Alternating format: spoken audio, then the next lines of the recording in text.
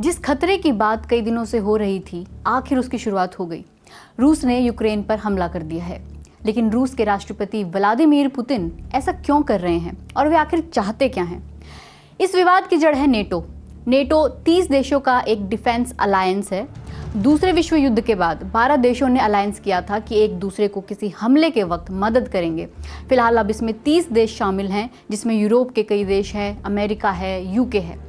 Ukraine अभी इसमें शामिल नहीं है, लेकिन एक पार्टनर देश है, जिसका मतलब हुआ कि भविष्य में ये नेटो ज्वाइन कर सकता है।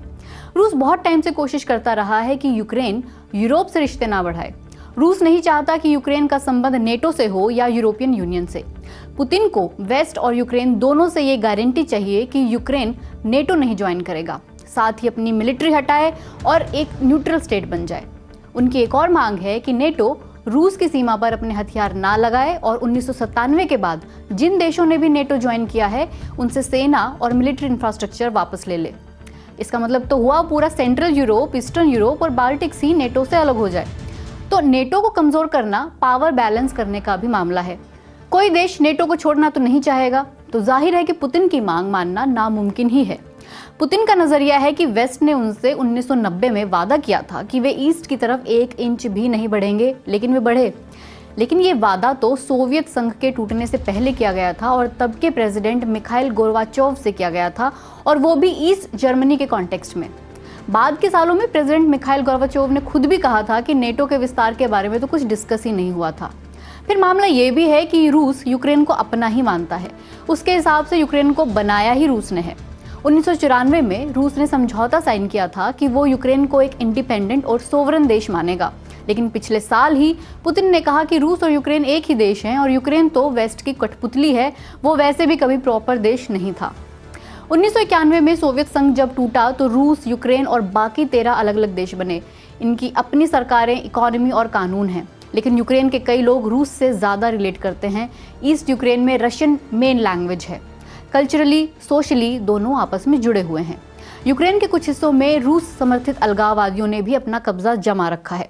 लुहांस्क और दोनेत्स्क वही क्षेत्र हैं जो पिछले 8 साल से इन अलगाववादियों के कंट्रोल में हैं, और अभी 21 फरवरी को इन दोनों जगहों को रूस ने मान्यता भी दे दी। 2014 में इन रूस समर्थित अलगाववादियों ने यूक्रेन पर हमला किया था और इन क्षेत्रों को कब्जे में ले लिया था। यूक्रेन और वेस्ट कंट्रीज का कहना है कि इन सेपरेटिस्ट को रूस मदद कर रहा था। रूस तो इस बात से इनकार करता रहा है। उसी वक्त रूस ने भी यूक्रेन के क्रीमिया पर कब्जा कर लिया। 2015 में युद्ध रुका, समझौता हुआ, लेकिन फिर भी टेंशन खत्म नहीं हुई इन दोनों के बीच। पुतिन का यह भी तर्क है कि अगर यूक्रेन नेटो ज्वाइन कर लेगा तो नेटो क्रीमिया को छीन लेगा। सवाल यह भी है कि रूस किस हद तक आगे बढ़ेगा। हो सकता है कि पुतिन बस ईस्ट यूक्रेन में पीस अकॉर्ड तोड़ने तक ही रुक जाएं, लेकिन किसी डिप्लोमेटिक सोल्यूशन का चांस नजर नहीं आ रहा और वेस्ट को लग रहा है कि रूस और आगे बढ़ेगा। अमेरिका के प्रेसिडेंट जो बाइडेन ने तो कहा है कि रूस यूक्रेन की राजधानी कीव पर हमला करेगा, जहां 28 लाख लोग रहते हैं। रूस यूक्रेन की लोकतांत्रिक सरकार को उखाड़ने की कोशिश कर सकता है। रूस क्रीमिया, बेलारूस और यूक्रेन की ईस्टर्न बॉर्डर पर अपनी सेना को मोबिलाइज कर सकता है। पुतिन 2 और चीज़ें कर सकते हैं। एक तो यूक्रेन में नो फ्लाई जोन बनाकर या यूक्रेन के एयरपोर्ट्स को ब्लॉक करके। बेलारूस में न्यूक्लियर वेपन भी भेज सकते हैं। दूसरा, साइबर अटैक करने की भी आशंका है। जनवरी में यूक्रेन की सरकारी वेबसाइट डाउन हो गई थी और फरवरी में यूक्रेन के 2 सबसे बड़े बैंकों पर काफ़ी इफेक्ट पड़ा था। यूक्रेन ने भी पिछले कुछ सालों में अपनी सैन्य ताकत बढ़ाई है और सभी सैनिकों को अब मोर्चे पर बुला लिया गया है। लेकिन रूस सैन्य ताकत में यूक्रेन से ज़्यादा है, इसलिए नेटो भी यूक्रेन की मदद करेगा।